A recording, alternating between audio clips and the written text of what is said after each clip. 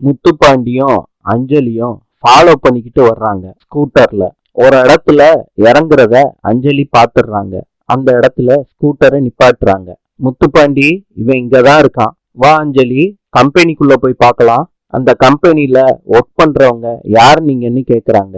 முத்துப்பாண்டி அடிக்கிறாரு. அடிச்சுட்டு உள்ள போய் பாக்குறாரு கம்பெனிக்குள்ள. அஞ்சலி எல்லாத்தையும் பார்த்துட்டு இங்க ட்ரக் சாக்லேட் மேனுஃபேக்சர் பண்ணிக்கிட்டு இருக்காங்கன்னு முத்துப்பாண்டி கிட்ட சொல்றாங்க.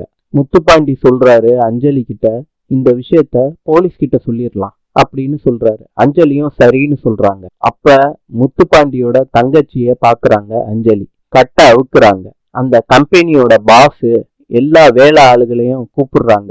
முத்துப்பாண்டியும் அஞ்சலியையும் அடிக்க சொல்றாங்க, கட்டி வைக்க சொல்றாங்க. அதுக்கு எல்லாரும் ஆக்ரோஷமா வர்றாங்க. முத்துப்பாண்டி எல்லாரு கூடயும் சண்டை போடுறாரு. இன்று ஜப்பானின் நாணயம் yen. நாளை சந்திப்போம்.